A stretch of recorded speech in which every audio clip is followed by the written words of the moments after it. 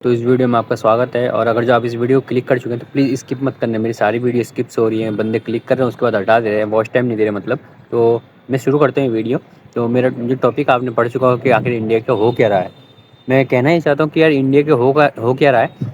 जहाँ पे एक कमल नाम का डिलीवरी बॉय जो अपने घर से रात को 11 बजे उसने अपने घर में बात करी कि मैं घर आने वाला हूँ, वहीं पर उनने फिर रात को 11 बजे अपनी बाइक स्टार्ट करी और जाने लगा एक रोड से। पर दिल्ली जल बोर्ड के खोदे गए गड्ढे के द्वारा उसकी मौत हो गई। दिल्ली जल बोर्ड ने क्या करा, गड्ढा खोदा और वहाँ पे कोई अटेंशन बैरियर रात को नहीं लगाया और वहाँ से वो चले गए। तो वहाँ से जब वो डिलीवरी बॉय गुजरा उसके नीचे गिरा और नीचे गिर के उसका सुबह तक मृत शव मिला। तो मैं कहना यही चाह रहा हूँ कि यार आखिर इंडिया के मतलब चीज़ों को हो क्या रहा है, मैं समझ नहीं पा रहा। जहाँ पे इंडिया के लोगों का नाम बाहर इसमें आ रहा है, फाइल्स में आ रहा, समझ जाओ कौन सी फाइल्स में आ रहा है।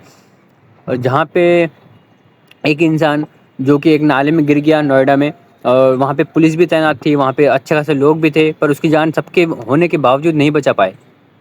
तो ऐसा इंडिया, कैसा इंडिया, मतलब ये इंडिया बन कैसा गया यार। खुद सोचो आप कि जानों की कोई कदर नहीं रही, ऐसा लग रहा है मेरे को।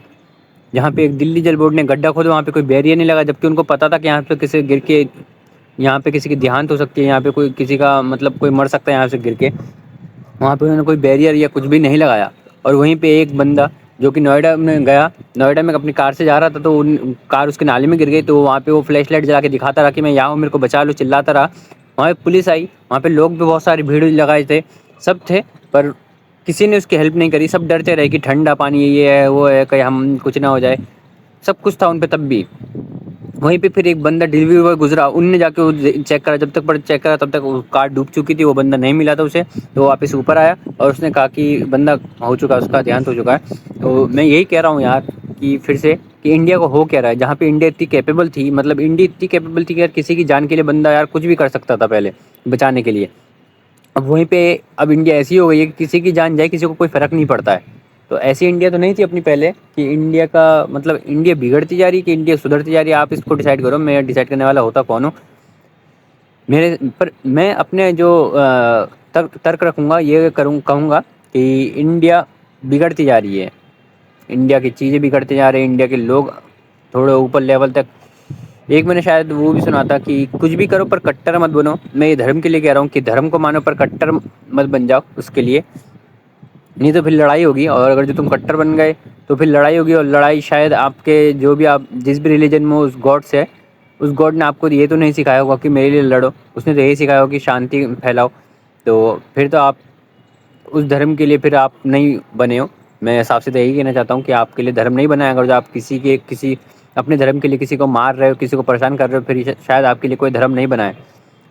या गॉड ने शायद आपको अपनी सलाह कर चुके हैं, शायद जब भी तुम उसके लिए लड़ रहे हो कि मेरे को अपनाओ, ये करो वो करो। तो मैं यही कह रहा हूँ कि यार इंडिया, एक तो इंडिया के लोगों को ना अभी मैं क्लियर बताऊँ कि इंडिया को वो समझ नहीं आ रहा है कि करे क्या, किस दिशा पे जाए।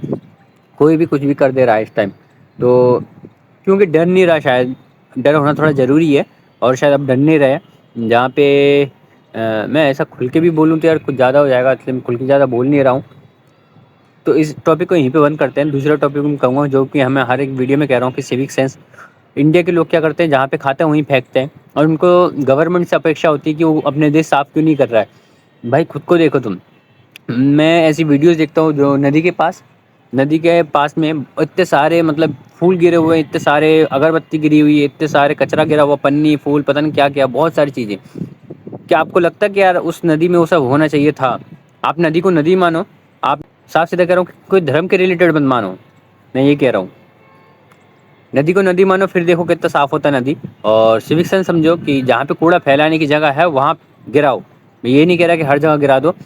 आपके लिए डस्टबिन खोले गए हैं, आपको डस्टबिन दिए गए हैं, डस्टबिन में जाके कूड़ा गिराओ। आप क्या सोचते हो कि कहीं भी कूड़ा गिरा देंगे और ये गवर्नमेंट की गलती है कि गवर्नमेंट देश साफ नहीं कर पा रही है? तो ये गलती गवर्नमेंट की नहीं है, गलती आपकी है।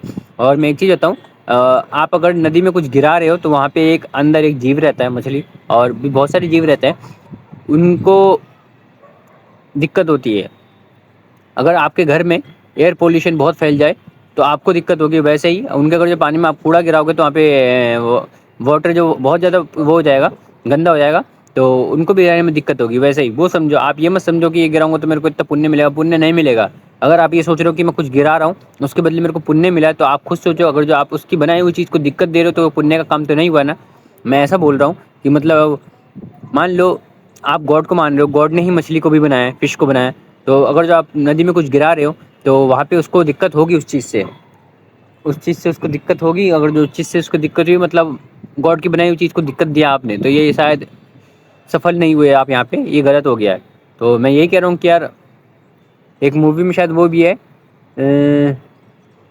ये रॉन्ग नंबर है। तो मैं यही कह रहा हूँ कि जहाँ पे भी आपको गलत लगे, वहाँ पे बोल दो कि ये रॉन्ग नंबर है। क्योंकि आजकल मैं देख रहा हूँ बहुत सारी चीज़ें रॉन्ग नंबर हो रही है। लोग कट्टरपने के चक्कर में अपनी चीज़ों को बहुत ऊपर लेवल तक ले जा रहे हैं, जो कि एक सीमित था कि गॉड ने बनाया तो शांति के लिए बनाया होगा, तो शांति फैलाओ सबसे बड़ी बात, और कुछ मत फैलाओ। तो बस ये वीडियो यहीं से समाप्त करता हूँ। और प्लीज़ कूड़ा मत फैलाओ। गवर्नमेंट से अपेक्षा मत करो कि वो देश साफ करेगी। आपका काम है, आपको देश साफ करना है, उसका काम नहीं है।